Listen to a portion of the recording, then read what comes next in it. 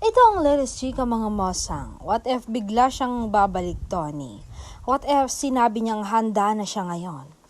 I hope alam mo na ang sagot. Yan ang naging tanong ng mga kaibigan ni Donnie na talagang nagpaseryoso sa mati ni Idol. Sabi niya, okay na siguro yung minahal ko siya noon. Pero ngayon masaya na ako sa piling ng taong hindi ako kailanman iiwan.